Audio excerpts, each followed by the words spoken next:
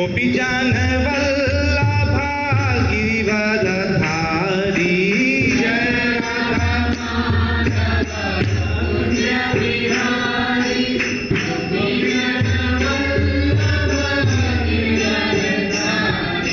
जय राधा माधव कुंज बिहारी गोपीजन वल्लभा गिरिवरधारी जय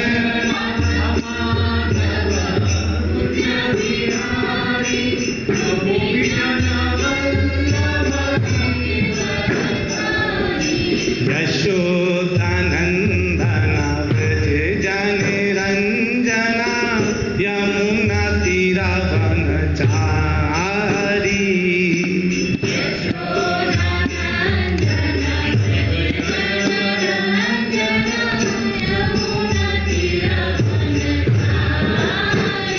ओ यशोदानंदन व्रज जन रंजना यमुना तीरावनचारी यशोदा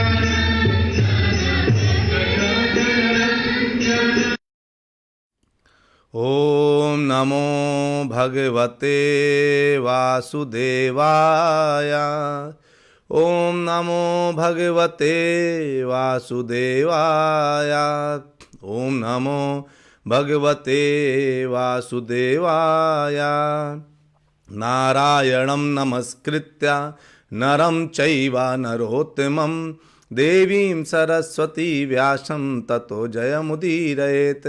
नष्टप्रायेषु अभद्रेषु नित्यं भागवत सेवया भगवती उत्तमा श्लोके भक्तिर्भवति नैष्टिकी। ओम अज्ञानतिमिरान्धस्य ज्ञानाञ्जनशलाकया चक्षुर्मीलितं येन तस्मै श्रीगुरुवे नमः। श्रीचैतन्यमनोभीष्टं स्थापितं येन भूतले स्वयं रूपः कदा मह्यं ददाति स्वपदान्तिकम्। वन्देऽहं श्रीगुरु श्रीयुतापदकमलं श्रीगुरून् वैष्णवांश्च श्रीरूपं साग्रजातं सहगण रघुनाथान्वितं तं सजीवं साद्वैतं सावधूतं परिजनसहितं कृष्णचैतन्यदेवं श्रीराधा कृष्णपादान् सहगण ललिता श्रीविशाखान्वितांश्च। हे कृष्ण करुणा सिंधु दीनबंधु जगतपते गोपेश गोपिका कांता राधा कांत नमोस्तुते। तप्त कांचन गौरांगी राधे वृंदावनेश्वरी वृषभानुसुते देवी प्रणमामि हरिप्रिये। वाञ्छा कल्पतरुभ्यश्च कृपा सिन्धुभ्य एव च पतितानां पावनेभ्यो वैष्णवेभ्यो नमो नमः। जय श्री कृष्ण चैतन्य प्रभो नित्यानंदा श्री अद्वैत गदाधर श्रीवास आदि गौर भक्तवृंदा। हरे कृष्णा कृष्णा कृष्णा हरे हरे हरे राम राम राम हरे हरे। हरे कृष्णा कृष्णा कृष्णा हरे हरे हरे राम राम राम हरे हरे। हरे कृष्णा कृष्णा कृष्णा हरे हरे हरे राम राम राम हरे हरे। हरे कृष्णा। उम्मीद करते हैं आप सब लोग बहुत अच्छे होंगे क्योंकि आप भागवत कथा सुनते हैं नित्य, तो अच्छे तो आपको होना ही है ना। और लेकिन आप सब भक्तों का, प्यारे प्यारे भक्तों का बहुत बहुत स्वागत है आज की इस मधुर कथा में, जहाँ पर आज हम तीसरे कैंटो का पहला अध्याय ख़त्म करने वाले हैं।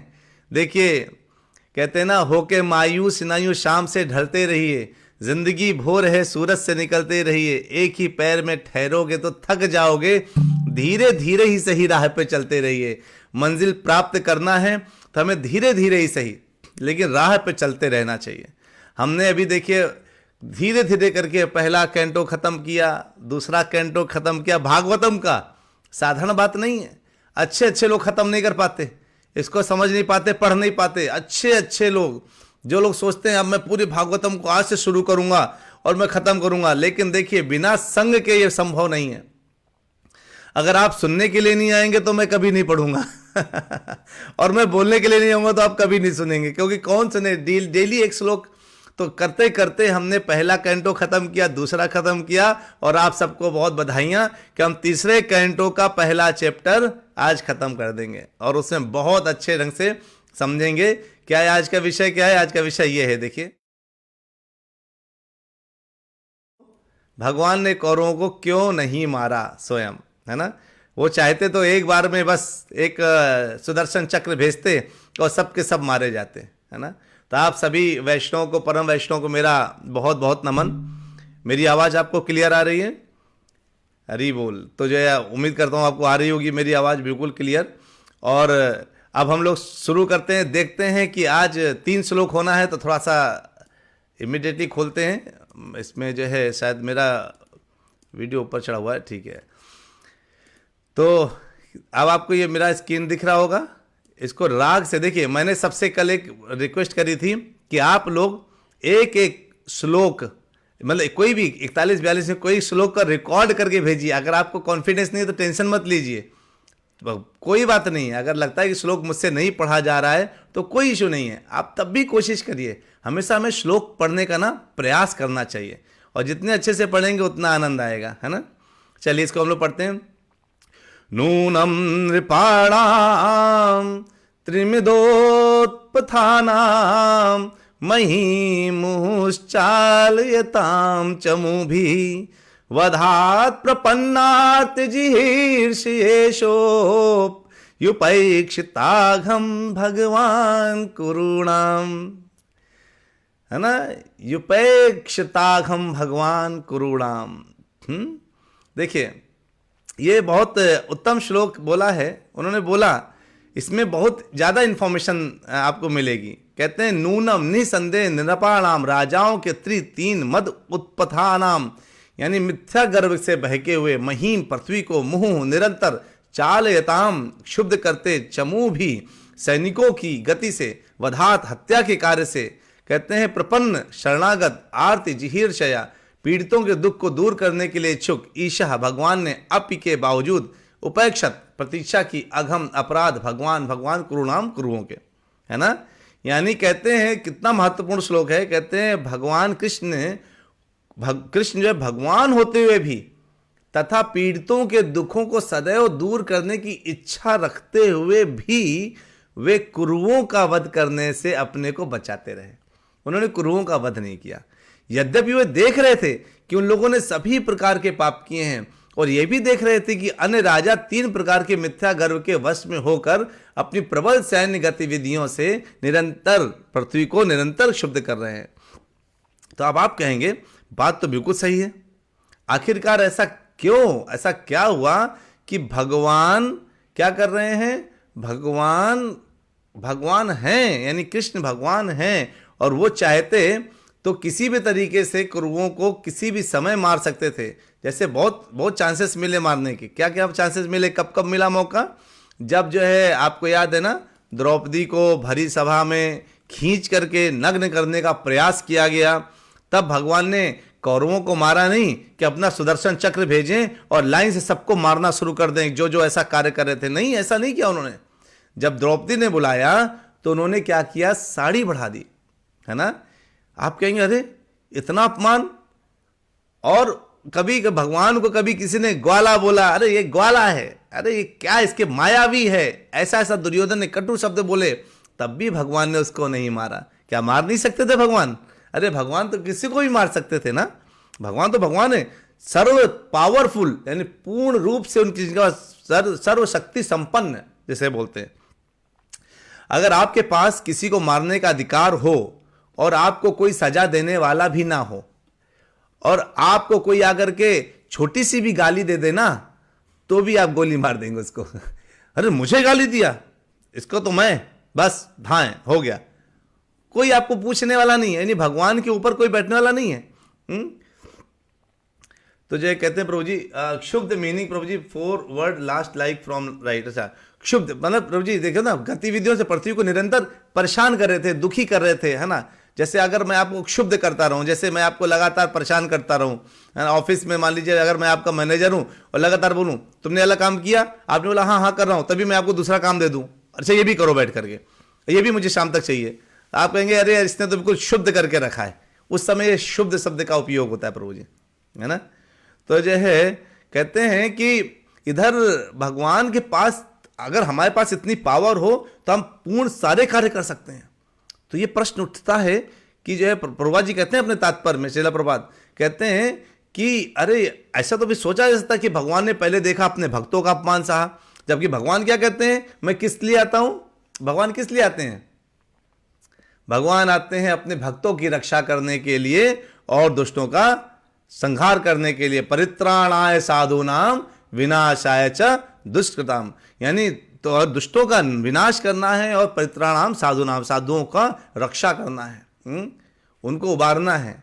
तो उसके बाद भी इतना जो है करने के बाद भी उन्होंने देखा, लेकिन उतना अपमान सहा, उन्हें दंड क्यों नहीं दिया? एक से एक कार्य हुए, जुए में हार गए, हरा दिया, छल से हराया, इनको जलाने का प्रयास किया, तब भी है? तो अब देखिए उसका आंसर ये है कि भगवान को पता था अगर मैंने इनको मार दिया, तो जो है अगर इनको मैंने मार दिया तो क्या होगा, बस इतने ही लोग मरेंगे। और मुझे तो जगह जगह जा करके, अलग अलग जगह जा करके लोगों को मारने का मैं अगर प्रयास करूं, अगर मैं जगह जगह जा करके लोगों को मारूंगा तो मुझे तो बहुत टाइम लग जाएगा। कुछ ऐसा प्रयास करना चाहिए ताकि सबके सब जितने राजा ऐसे हैं जो धन, शिक्षा और अनुयायी के कारण बड़े गौरवान्वित हो रहे हैं, क्या हाँ मुझसे तो बड़ा कोई नहीं है, मुझसे बड़ा धनवान कोई नहीं है, मुझसे बड़ा ज्ञानी कोई नहीं है, अनुयायी मेरे कितने हैं। और उसकी वजह से सैन्य बल लेकर के अलग अलग जो बेचारे बड़े असहाय लोग हैं उनको परेशान कर रहे हैं, पृथ्वी को लगातार उद्विग्न बना रहे हैं, लगातार पृथ्वी परेशान हो रही है। इस तरह से करते वो राजा ऐसे हो गए जिन्होंने अपनी प्रजा को ज्ञान देना बंद कर दिया है। क्या ज्ञान देना? कि तुम्हें भगवान का भोग लगा के खाना चाहिए, तुम्हें भगवान की आरती करके जो है अपने दिन की शुरुआत करनी चाहिए, तुम्हें भगवान के बारे में सुनकर के, कथा सुनकर के अपने दिन की शुरुआत करनी चाहिए। अरे ऐसे राजा हैं जिन्होंने अपनी प्रजा को बताना बंद कर दिया है, इसलिए ऐसे राजाओं का भी सफाया जरूरी है। ये तो केवल दिखने वाले कौरव हैं, लेकिन इन कौरवों की तरह बहुत से कौरव पड़े हुए हैं, उन सब का मुझे सफाया करना है। ये सोच करके भगवान कभी भी जब पांडवों को जलाए जाने का प्रयास हुआ, भगवान ने कौरवों को मारा नहीं, चाहते तो एक बार में मार सकते थे। उन्हें जब द्रौपदी को नग्न करने का प्रयास किया गया तो भगवान ने मारा नहीं, चाहते तो एक बार में मार सकते थे। उनको पता था एक समय ऐसा आएगा जब ये युद्ध होगा, और जो है जब युद्ध होगा तो उस वक्त में जो है एक साथ पूरे लोग खड़े होंगे और तब उनके ऊपर कार्रवाई की जाएगी। अलग अलग जगह मार के कोई फायदा नहीं है ना। एक को मारूंगा दूसरे लोग डर जाएंगे, उसका फायदा क्या? तो जो है, और अगर आपको याद हो तो भगवान ने पहले ही बोल दिया था 11वें चैप्टर में, क्या बोला था कि मैं काल हूं, यानी मैं काल हूं। काल रूप किसके लिए काल हूं? जो लोग ऐसे हैं जो अवांछित जनसंख्या बढ़ गई है, मतलब ऐसे लोग जिनकी अब रिक्वायरमेंट नहीं रह गई है, जो नीड नहीं है, जो भ्रष्ट त्रस्त, इसको बिल्कुल विध्वंस करने में लगे हैं सामाजिक व्यवस्था को और परंपरा को। तो जो परंपरा को विध्वंस करता है भगवान उसके प्रति बहुत गुस्से में रहते हैं। भगवान ने कहा कि ठीक है, तुमने जो है परंपरा विध्वंस कर रहे हो, तुमको जो है ये लगता है कि ये मैं तुम कुछ भी करोगे और मैं सहता जाऊंगा, मैं सहूंगा आज के दिन, लेकिन समय आने का इंतजार करूंगा। इससे हमें क्या सीख मिलती है? अगर आपको कहीं कुछ गलत होता हुआ दिख रहा है, जैसे मैं आज अपने कृष्णा प्रेम गंगा भक्ति कक्षा के सारे भक्तों को जरूर बोलूंगा कि आप लोग बहुत बहुत धन्यवाद, आप लोग आए इसमें, और आप लोग सभी लोग आइए, और सबको जो लोग नहीं आ पा रहे उनको पूछिए कि क्यों नहीं आ रहे, उनको इन कथाओं में बुलाना है। तो ये काम किसका होता है? लेकिन गुरु क्या करता है? गुरु एक बार तक देखता है कि ठीक है चल रहा है, कोई बात नहीं, लेकिन जैसे ही देखा उसने कुछ गड़बड़ शुरू हुई, वो तुरंत ही एक बिल्कुल डिसीजन लेकर के सारे अपने लोगों को कॉल करना शुरू करता है, भाई क्यों नहीं आ रहे हो, कथा क्यों नहीं अटेंड कर रहे हो, जपा क्यों नहीं कर रहे हो, भक्ति क्यों नहीं कर रहे हो, भग क्यों रहे हो? क्योंकि ये भक्ति की लाइन है, बड़ी कमजोर है। अध्यात्म जो भौतिक सुख है ना बड़ा मजबूत है, भक्ति थोड़ा सा कमजोर है ना। तो जो है अब भक्ति की लाइन में क्या है, आदमी सोचता है अरे ठीक है कर लेंगे, लेकिन भगवान ऐसे ही लोगों को अवांछित मानने लगते हैं। समझे ना आप? कौन अवांछित है भगवान के लिए? ऐसी अवांछित संख्या जो भगवान के लिए सेवा नहीं करती, भगवान की कथाएं चल रही हो तो उनसे भागती है और भगवान के प्रति उनके प्रेम नहीं दिखता, ऐसे लोगों भगवान क्या कहते हैं? ये अवांछित जनसंख्या है। इनको कम करने के लिए भगवान कहते हैं मैं काल रूप से इस पृथ्वी पर अवतरित होता हूं, अलग अलग तरीके से। क्योंकि तुम, और उन्होंने बोला था पांडवों को कि तुम पांडवों के अतिरिक्त, क्योंकि तुम लोग मेरे परम भक्त हो, तो तुम्हारे अतिरिक्त जितने लोग भक्त नहीं है वो सब मेरे लिए अवांछित जनसंख्या है। अब बताइए भगवान के लिए क्या मैं जो है मतलब हम अवांछित बनना चाहते हैं क्या? जैसे कोई पिता के 5 पुत्र हों, 5 पुत्रों पिता कहे कि ये 3 पुत्र तो मेरे अच्छे हैं, ये 2 पुत्र अवांछित हैं, मतलब आई डोंट वांट देम, है ना, और इनको मरे जिए जो करना हो करें। भगवान के लिए हम ऐसा चाहते हैं कि भगवान हमारे लिए ऐसा सोचें कि हम मरे जिए चाहे जो करें। हम ऐसा तो नहीं चाहते ना, हम ऐसा चाहेंगे क्या कि भगवान हमको मरे जिए में छोड़ दें? नहीं नहीं नहीं, ऐसा नहीं चाहते हम। तो जय पुनीति माता जी कहती हैं माया बहुत प्रगाढ़ है प्रभु जी। हाँ माता जी बिल्कुल प्रगाढ़ है माया। माया आपको कहाँ खींच के ले जाएगी पता नहीं। और जो उसको माया भगवान की, सिंपल भगवान ने बोला है ऐसे लोग जो मेरी भक्ति नहीं करते हैं वो मेरे लिए अवांछित जनसंख्या है। और अर्जुन को यही बोला था कि तुम पांडवों, क्योंकि तुम मेरे भक्त हो, तुम्हारे अतिरिक्त जितने लोग हैं जिनको ये कथा सुनने का मौका मिल रहा है, जिनको प्रचार करने का मौका मिल रहा है, जिनको सब कार्य करने का मौका मिल रहा है, वो नहीं कर रहे हैं। इसलिए उनके लिए मैं काल रूप हूं और उनका विध्वंस मैंने पहले ही कर दिया है। उठो तुम, और तुम उठ करके इन सबको मारो, इनका वध करो और वीर बनो और अपनी उस वीर के रूप में प्रसिद्धि प्राप्त करो, है ना। जो तुम्हारी जो है संपत्ति छीन ली गई है उसको वापस लेके आओ और तुम जो है इसका श्रेय प्राप्त करो कि तुमने सारे ऐसे लोगों का विध्वंस कर दिया, विनाश कर दिया, जितने लोग तुम्हारे यानी मेरे भक्तों के ऊपर क्या करते हैं? आक्रमण करते हैं या उनका विध्वंस करने का प्रयास करते हैं। जब जब भगवान के भक्तों के प्रति लोगों ने क्रूरता दिखाई है, भगवान ने अपना रूप और क्रूर बना लिया है। भगवान ने दिखाया था ना 11वें चैप्टर में 11.32-34 में बोला था, 32, 33, 34 में देखिएगा भगवद गीता का श्लोक नहीं पढ़ूंगा। कहते हैं कि द्रोण, भीष्म, जयद्रथ, कर्ण ये सब पहले ही मेरे द्वारा मारे जा चुके हैं, तुम व्यर्थ ही चिंता कर रहे हो। तुम चिंता मत करो, तुम बस युद्ध करो और उनको मारो और अपना नाम रोशन करो। यानी भगवान हमारे लिए कहते हैं बेटा तुम चिंता ना करो, अगर तुम मेरी भक्ति कर रहे हो तुम्हारा रास्ता मैंने पहले ही साफ कर दिया है। अगले श्लोक में पता चलेगा। तो ये कारण था, ये कारण था कि जो है भगवान ने सबको पहले नहीं मारा। यानी उन लोगों को क्या किया? इंतजार किया कि किस दिन ऐसा होगा ये लोग युद्ध करेंगे और सारे राजाओं को इनवाइट करेंगे और एक ही जगह सारे राजाओं को हम मार डालेंगे। अलग अलग भाग भाग के मारने की आवश्यकता नहीं है और मैं मारूंगा भी नहीं। कौन मारेंगे? भगवान कह रहे मैं नहीं मारूंगा तो कौन मारेगा? भगवान व्यवस्था करेंगे। यानी वो पहले मार चुके हैं कि बस एक निमित्त खड़ा कर देते हैं। इस समय कथा ओमकारेश्वर नहीं कर रहा है, कथा ये नीलम माता जी, चेतन प्रभु जी, जितेंद्र प्रभु जी ये लोग कथा नहीं सुन रहे हैं। आप तो निमित्त हैं। आपके कान के द्वारा आत्मा को सेटिस्फाई करने का काम जो हो रहा है इस समय, ये भगवान कह रहे हैं मैंने पहले ही सेट किया हुआ है। तो आप कहेंगे फिर भगवान प्रभु जी मेरा मन क्यों नहीं करता है? एक तरफ तो भगवान जो है सेट करते हैं, दूसरा मुझे ऑफिस का लोड दे देते हैं, मेरी नाइट ड्यूटी लगा देते हैं, मेरी डे ड्यूटी ऐसी कर देते हैं कि मैं 9:30 बजे के बाद कनेक्ट नहीं कर सकता। इसलिए क्योंकि भगवान उस वक्त ये देखना चाहते हैं आपकी प्रायोरिटी क्या है। आज मुझे निकलना था ब्रज, वृंदावन निकलना है मुझे। अभी मैं कथा करने के पहले भी निकल सकता था, लेकिन मुझे पता था ये कथा करके मैं निकलूंगा तो एटलीस्ट मेरे पास ज़्यादा फर्क नहीं पड़ेगा, 1-2 घंटे का फर्क पड़ेगा।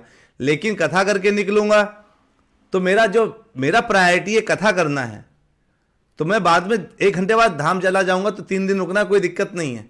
लेकिन ऐसे ही अगर मेरे पास ऑफिस का काम है तो मैंने प्रायोरिटी किसको दिया? ऑफिस के काम को मैंने कैसे इस आधे घंटे के हिसाब से बैलेंस किया। अगर कुछ भी होता तो क्या हम इस अगर मान लीजिए मेरी तबीयत खराब होती या मेरे बच्चों के स्कूल में जाना पड़ता या उनका एग्जाम में जाना पड़ता, क्या इसके लिए मैं अपना समय नहीं निकालता? वैसे ही ये आध्यात्म का क्षेत्र है माता जी, प्रभु जी, इसमें समय नहीं निकालने वाले को भगवान कहते हैं ये मेरे लिए अवांछित जनसंख्या है। हमें भगवान के लिए अवांछित नहीं बनना है, हमें भगवान का प्रिय बनना है, प्रेमी बनना है। वो हमें कभी छोड़े नहीं, है ना। कहते ना करते हो तुम कन्हैया मेरा नाम हो रहा है, मेरा आपकी कृपा से सब काम हो रहा है। हमारे काम हो रहे हैं तो हम सोचते सब हो रहे हैं, लेकिन हम भगवान की कृपा मानते हैं क्या? अगर मानते होते तो भगवान का आदेश भी मानते। भगवान का आदेश क्या है कि तुम मेरी सततम कीर्तन, तो यानी एक टाइम कोई सेट करो और उसमें पक्का अपना उस टाइम को मेरे नाम पे दो। अगर मैंने 9:30 से 10 तुमने बोला है कि तुम मेरे लिए कथा सुनोगे, तो चाहे ओले बरसे या अंगारे या आंसू की झड़िया रे, मेरी कथा सुनता रहे प्राणी, बीत ना जाए घड़िया रे। कुछ भी हो तुम्हें सुनो, क्योंकि ये कथाएं सुनकर के ही तुम्हारे अंदर परिवर्तन आएगा और तुम सततम कीर्तन तमाम कर सकते हो। तब जाकर तुम्हारे प्रयास, तुम्हारे आध्यात्मिक उत्थान तभी संभव है, नहीं तो नहीं संभव है ना? संभव है क्या तब? तो अब देखिए अगला श्लोक देखते हैं हम लोग। अगले श्लोक में कितने अच्छे ढंग से बोला है इन्होंने, विदुर जी ने। तो इसको सब लोग गाने का प्रयास करिए, है ना, फिर रिकॉर्ड करके भेजिएगा। मैं यहाँ सुनाऊंगा तो बहुत मजा आएगा, है ना। तो जय कहते हैं, हाँ चेतना पर कहते हैं अटल जी की कविता, हाँ कहते हैं, अजस्य जन्मोत्पथनाशनाय कर्माण कर्तु गृहणाय पुंसाम नन्वन्यथा कोरति देह योगम परो गुणानामुत्कर्म तंत्रम, परो गुणानामुत्कर्म तंत्रम। कहते हैं अजस्य जन्मा का जन्म प्राकट्य उत्पथ नाशनाय, दुष्टों का विनाश करने के लिए, कर्माणि कार्य अकर्तु निठल्ले का ग्रहणाय ग्रहण करने के लिए, पुंसाम सारे व्यक्तियों का, नन्वन्यथा नहीं तो, कह कौन अर्हति योग हो सकता है, देह योग्यम शरीर का संपर्क, परह दिव्य गुणानाम तीनों गुणों का, उत क्या कहा जा सकता है, कर्म तंत्रम कार्य कारण का नियम। मैं क्यों एक एक शब्द पढ़ता हूं? तो जो है जनुका माता जी कह रही, मैं नेपाल से हूँ। हरी हरी माता जी, बहुत बढ़िया। आप लोग पूरे दुनिया से सुने इन कथाओं को, इससे अच्छा क्या बात हो सकता है ना। आप लोग कथाएं सुनिए और पूरे दुनिया में इस कथाओं का प्रचार करिए, क्योंकि ये अद्भुत कथाएं चल रही हैं। एक एक श्लोक का एक एक शब्द का मतलब हम लोग पढ़ रहे हैं और समझ रहे हैं, और धीरे धीरे करके देखिए 2 स्कंद खत्म भी होगा, तीसरा स्कंद का आज पहला चैप्टर खत्म होने वाला है। कहते हैं भगवान का प्राकट्य दुष्टों का संहार करने के लिए होता है, उनके कार्य दिव्य होते हैं और समस्त व्यक्तियों के समझने के लिए ही किए जाते हैं। अन्यथा समस्त भौतिक गुणों से परे रहने वाले भगवान का इस पृथ्वी में आने का क्या प्रयोजन हो सकता है। कहते हैं भगवान किस लिए आएंगे यहां पर? क्या आप देखिए, आप सिंपल सोचिए, कोई जब पृथ्वी लोक में कोई आता है ना पृथ्वी में, तो 2 कामों के लिए आता है। क्या कहता है, किस लिए आता है? वो कहता है कि मैं कहां से, मैं क्या करना चाहता हूं, अपने आप को इस जन्म मृत्यु के चक्कर से बाहर करना चाहता हूं, इसलिए पृथ्वी पर आकर के थोड़ा सा मैं प्रयास कर रहा हूं भगवान की भक्ति के प्रति। अच्छा, आप भगवान की भक्ति के प्रति प्रयास कर रहे हैं पृथ्वी में आकर, लेकिन भगवान को क्यों आना पड़ा? भगवान तो सबसे सर्वसंपन्न है, वो तो ईश्वरः परमः कृष्ण सच्चिदानंद विग्रह। क्षमा कीजिए। तो कहते हैं ये ब्रह्म संहिता के 5वें अध्याय का पहला श्लोक है। ब्रह्मा जी कहते हैं कि ईश्वरः परमा कृष्ण सच्चिदानंद विग्रह, वो तो नित्य आनंदमय सर्वज्ञ विग्रह हैं। अरे उनके लिए, उनको यहां पे आने की जरूरत नहीं है। वो तो केवल एक तथा कथित जन्म लेते हैं, बस जन्म लेने के लिए जन्म लेते हैं। तभी तो भगवान कहते हैं ना, जन्म कर्म चा में दिव्यम। अरे मेरा जन्म और कर्म दोनों दिव्य होता है, दोनों ही दिव्य होते हैं। जो समझ क्या, किसको समझ नहीं आता? जो मूढ़ व्यक्ति है ना, विमूढ़ व्यक्ति, उसको समझ में नहीं आता मेरा जन्म और कर्म। जो इसको जान जाता है, मेरी कथाएं सुनता है, मेरे बारे में समझता है, मेरा नाम लेता है, और ये भगवान किस अवतार में आते हैं पता है ना? ग्रंथ अवतार है भगवान का, श्रीमद् भागवतम ग्रंथ अवतार। और ये ग्रंथ अवतार जब हम एक एक श्लोक पढ़ते हैं ना, तो हम भगवान हमारे कानों में बैठ करके सुनते हैं। पता है आपको, भगवान हमारे जीवा में नाचने लगते हैं जब हम भगवान के इस ग्रंथ को पढ़ते हैं, श्लोक को।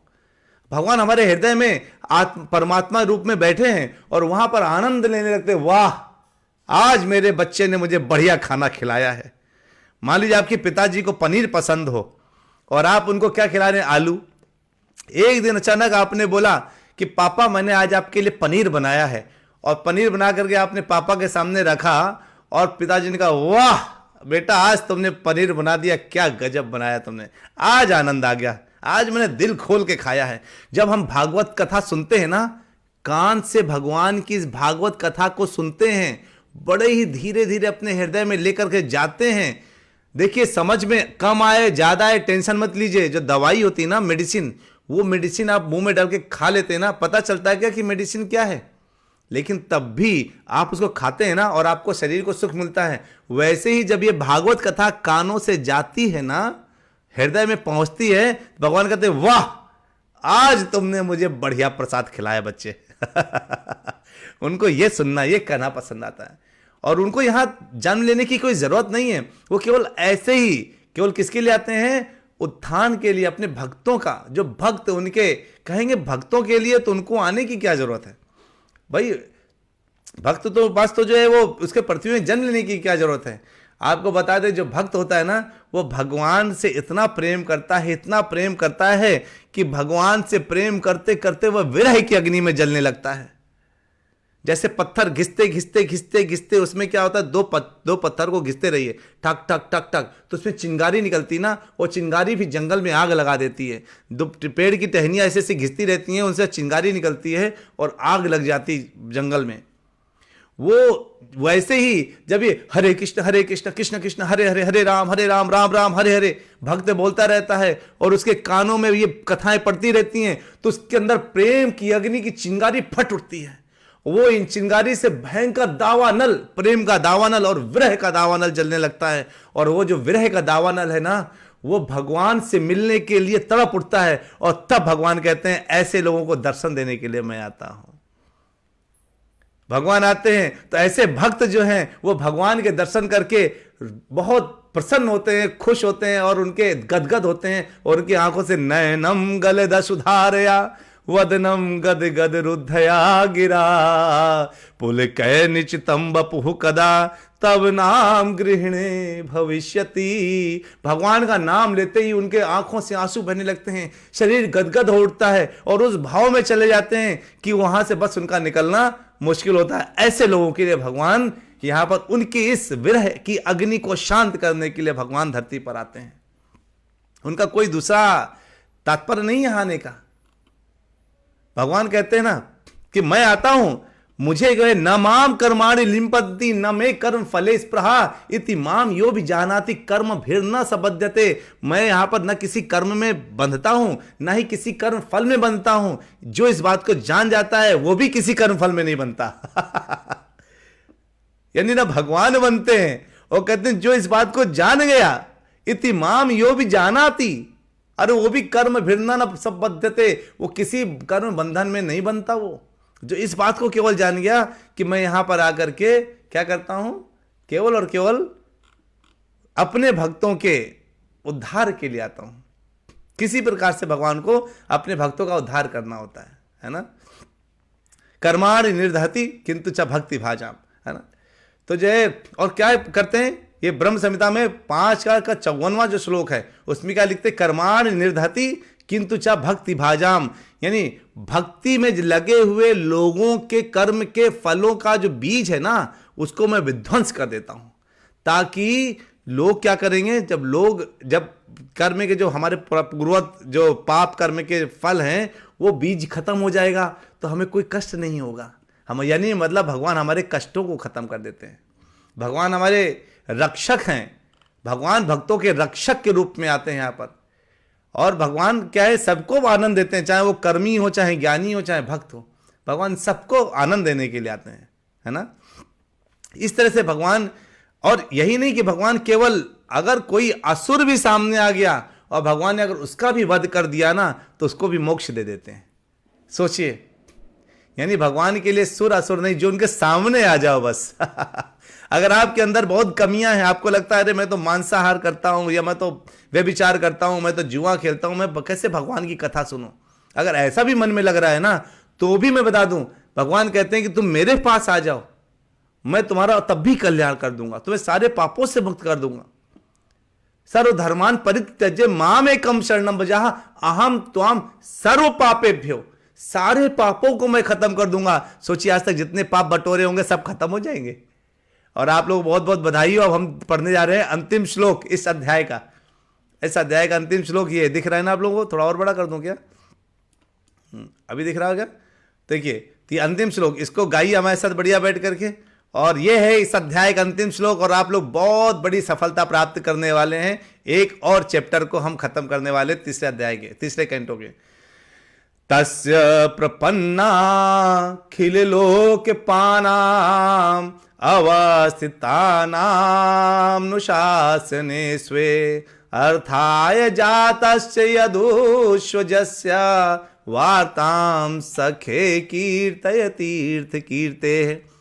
तस्य उसका, प्रपन्ना शरणागत, अखिल लोकपानाम संपूर्ण ब्रह्मांड के सारे शासकों के, अवस्थितानाम स्थित अनुशासने नियंत्रण में, कहते हैं स्वे अपने, अर्थाय स्वार्थ हेतु, जातस से उत्पन्न होने वाले का, यदुषु यदुकुल में, अजस्य अजन्मा की, वार्ताम कथाएं, सखे हे मित्र, कीर्तय कहो, तीर्थ कीर्ते, तीर्थ स्थानों में जिनके यश का कीर्तन होता है उन भगवान का। हो सकता है मैं थोड़ा जल्दी बोल रहा हूँगा, अगर आपको लग रहा है कि समझ नहीं आ रहा तो बोलिए, मैं थोड़ा स्लो बोलना शुरू कर दूंगा। तो अब ये कहते हैं विदुर जी किसके लिए कहते हैं, पता है किसको कह रहे हैं? हम लोगों कह रहे हैं। क्या कह रहे हैं? जितने लोग यहाँ बैठे हैं, राधा माता जी, विभा माता जी, नीलम माता जी, संतोषी माता जी, जुगेश प्रभु जी, है ना, चेतन राव प्रभु जी, और जय जनुका माता जी, राजवी माता जी, जितने लोग भी इस लाइन में, पूरा लिस्ट बना हुआ है, जितने लोगों ने हरे कृष्णा बोला वही मुझे नीचे से ऊपर दिख रहा, मैं उसी को नेविगेट कर करके पढ़ रहा था। उन सबको बोल रहे हैं कि हे प्रभु जी और माता जी सुन लीजिए क्या बोल रहे हैं विदुर जी। अतएव हे मित्र, उन भगवान की महिमा का कीर्तन करो, उन भगवान की महिमा का जो तीर्थ स्थानों में महिमा मंडित किए जाने के निमित्त हैं, तीर्थ स्थानों में महिमा मंडित किए जाने के निमित्त हैं, तीर्थ स्थानों में, है ना। यानी हम जब तीर्थ स्थान जाते हैं ना, तो वहां पे आप देखते होंगे, मैं अभी आपको बताता हूं, लेकिन पहले ये पढ़ देते हैं। वे अजन्मा हैं, फिर भी ब्रह्मांड के सभी भागों के शरणागत आशासकों पर अपनी अहेतुकी कृपा द्वारा वे प्रकट होते हैं। उन्हीं के हितार्थ वे अपने शुद्ध भक्त यदुओं के परिवार में प्रकट हुए। तो कह रहे हैं, अब इधर भगवान का एक्सप्लेनेशन कर रहे हैं वो। क्या, देखिए, अगर आप ध्यान से सोचिए तो भगवान सबकी रक्षा के लिए आते हैं, है ना। सबकी रक्षा मतलब वो देवताओं की रक्षा के लिए भी आते हैं। जब ब्रह्मा जी बुलाते हैं तो आ जाते हैं, और भक्त बुलाता है तो भी आ जाते हैं। ध्रुव महाराज ने बुलाया तो भगवान आ गए, प्रहलाद महाराज ने बुलाया तो भगवान ऐसे रूप में आ गए जो समझ में नहीं आया किसी को कौन से रूप में आ गए। बाकी सब रूप तो ठीक है, लेकिन शेर का मुंह, मनुष्य का शरीर, और जो है बिल्कुल बलशाली भयंकर रूप में आए, नरसिंह अवतार में ले लिया अपने भक्त के कहने के लिए। अपने भक्त के लिए भक्त ने बोला, अरे भगवान, पूछा उसने हिरण्यकश्यप ने, कहां है भगवान तुम्हारे, कहां पर है भगवान बताओ। कहता भगवान इज ओमनी प्रेजेंट, भगवान हर जगह है। कहते हैं अच्छा इस खंबे में भगवान है? हाँ खंबे में भगवान है। उसने खंबे में एक उठा के जैसे ही गदा मारना चाहा, भगवान उस खंबे से प्रकट हो गया आ गए। अपने भक्त का इतना मान रखते हैं?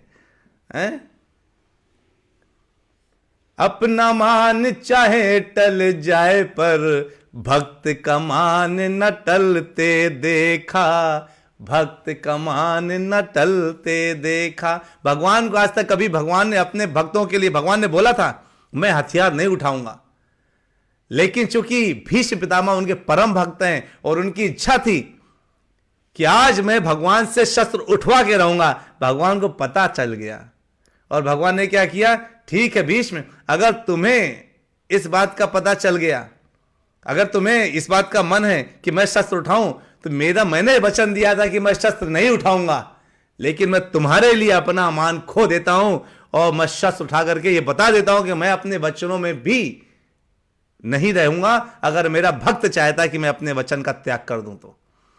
और हम क्या कहते हैं, हम आपसे दूरी बनाना चाहते हैं भगवान। भगवान कहते बेटा ये आधे घंटे की कथा चली, सुन लो, इसमें सुन लोगे तो दिन बन जाएगा। नहीं हम सुनना नहीं चाहते।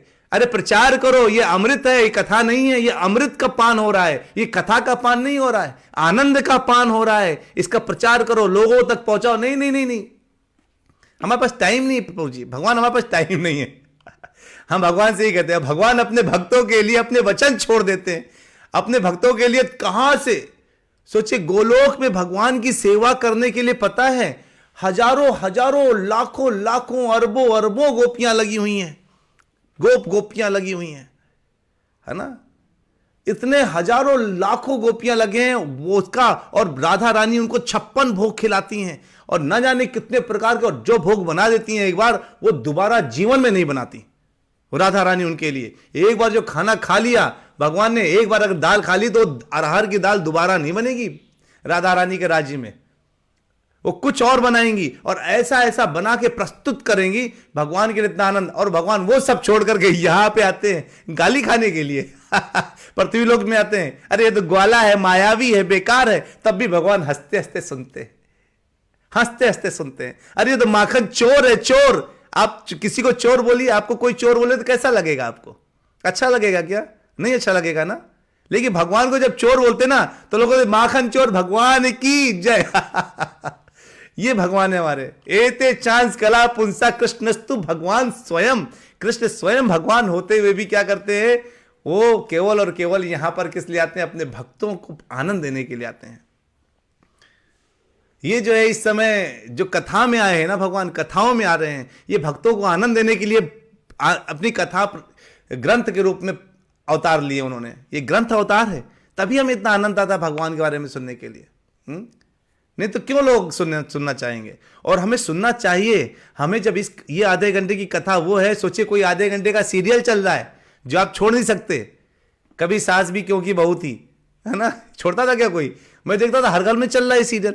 अब आजकल कोई नया चल रहा होगा, लेकिन मैं जब बहुत समय पहले जब देखता तो यही सीरियल चलता था और हर घर में चलता था, है ना। तो क्या है, आपको इतना एहसास होना चाहिए कि मेरे लिए प्रायोरिटी क्या है। क्या मैं भगवान को साइड में रखना चाहता हूं या मैं अपने काम को साइड में रख के थोड़ी देर भगवान को देना चाहता हूं? अरे कुछ मत करिए तो कम से कम अपने जपा को और इस कथा को अपने साथ बता के रखिए। डेली भागवतम यानी स्वयं भगवान का जो अवतार ग्रंथ अवतार है वही आपको सुनने को मिल रहा है। और हम लोग तीर्थ क्यों जाते हैं पता है? क्योंकि आप वहां जाएंगे ना तो रिक्शे वाला भी क्या बोलेगा? राधे राधे। वृंदावन बोलेगा राधे राधे। सब्जी खाएंगे राधे राधे भैया। वहां भगवान का स्मरण लगातार होता रहता है किसी ना किसी वजह से। यहां पे क्या होगा? गाली जब रास्ते में निकलो, कोई तेजी से निकल गया तो कैसी गालियां देते हैं। आम सड़कों में गालियां मिलती, लेकिन वृंदावन में अरे राधे राधे, कहां कूद रहे हो, राधे राधे, हटो जाओ, राधे राधे तो जो है कहते हैं भगवान की महिमा का गायन का अवसर प्राप्त होता है वहां पर, राधे राधे कहते रहते हैं।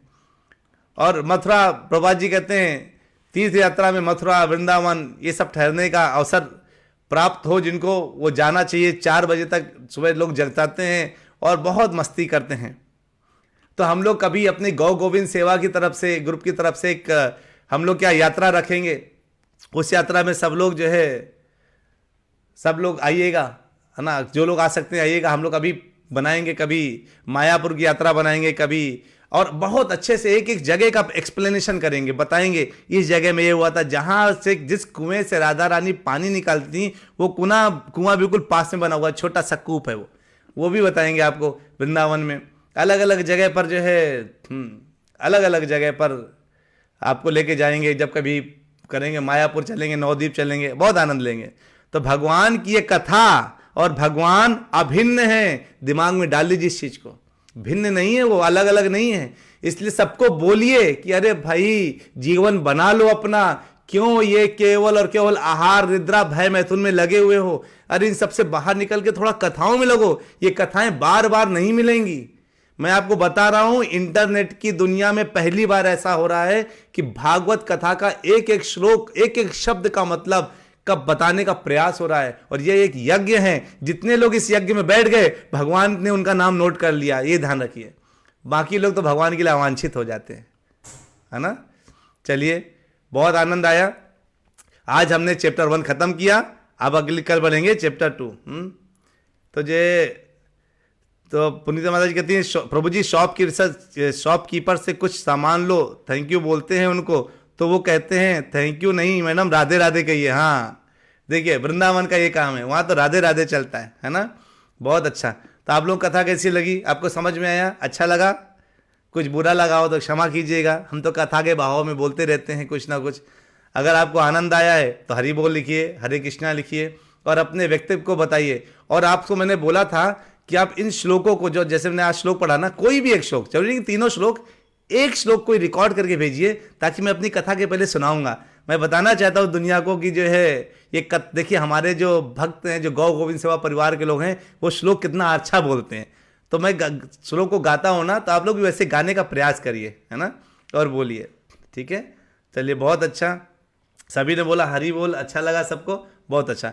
तो हम लोगों को अब देखिए कल के दिन हो सकता है हम इस तरह का प्रेजेंटेशन ना कर पाएं, लेकिन मैं जहां भी रहूंगा मैं मोबाइल से 9:30 बजे कनेक्ट होकर के आपको कुछ अच्छा दर्शन कराऊंगा ब्रिज में। ठीक है, 2-3 दिन का ब्रिज दर्शन अच्छा करेंगे। ठीक है, बहुत अच्छे से करेंगे। चलिए, और आप लोग कोशिश करिए, भेजिएगा, मैं उसको दिखाऊंगा सबको। ठीक है, वांछा कल्पतरुभ्यश्च कृपा सिंधुभ्येव च पतितानां पावनेभ्यो वैष्णवेभ्यो नमो नमः।